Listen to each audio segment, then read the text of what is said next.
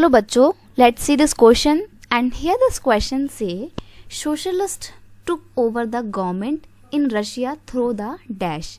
Question आपसे बोल रहा है कि जो सोशलिस्ट थे उन्होंने रशिया की गवर्नमेंट पे कैसे अपनी पकड़ जमाई, तो वो आपको यहाँ पे बताना है। ऑप्शन आपको यहाँ पर दिए हुए हैं। अक्टूबर रेवोल्यूशन ऑफ 1917, यानी कि सोशलिस्ट की जो सरकार थी वो 1917 की रेवोल्यूशन, अक्टूबर की 1917 के रेवोल्यूशन के बाद से आई थी, या फिर नवंबर रेवोल्यूशन ऑफ 1918 के बाद से आई थी, दिसंबर रेवोल्यूशन ऑफ 1919 या फरवरी रेवोल्यूशन ऑफ 1920। तो बहुत ही सिंपल आंसर है। हम यहाँ पे रशियन रेवोल्यूशन की बात कर रहे हैं क्योंकि रशियन रेवोल्यूशन के बाद ही सोशलिस्ट जो लोग थे, सोशलिस्ट ग्रुप की सरकार रशिया में बनती है। क्वेश्चन का की कॉन्सेप्ट है रशियन रेवोल्यूशन। अब देखो, रशिया की रेवोल्यूशन भी ना 2 पार्ट्स में हुई थी।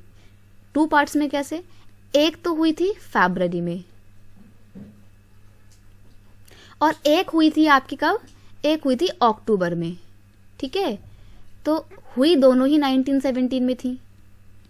तो जो 1917 की फरवरी रेवोल्यूशन हुई थी उसके बाद ना मोनार्की का तो खत्म हो गया था, लेकिन सोशलिस्ट लोगों की पार्टी नहीं बनती है, यानी कि सोशलिस्ट लोगों की सरकार नहीं बनती है। सोशलिस्ट लोगों की सरकार बनती है अक्टूबर 1917 के बाद में, जब व्लादिमीर लेनिन आके बोल्शेविक पार्टी की बिहाफ पे अपनी रेवोल्यूशन को स्टार्ट करते हैं। बहुत बड़े लेवल पे होती है। तो यहाँ पे आपका आंसर है option A, October revolution of 1917 के बाद से सोशलिस्ट लोग जो हैं रशिया में अपनी सरकार को बनाते हैं।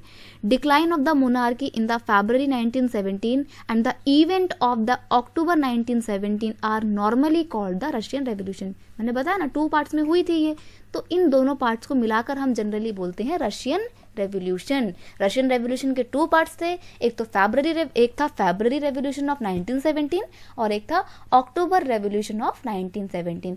फरवरी रेवोल्यूशन के बाद से मोनार्की का खात्मा हुआ था और अक्टूबर रेवोल्यूशन के बाद से सोशलिस्ट लोगों की सरकार बनी थी। So here option A is a final answer. I hope you understand it well. Best of luck.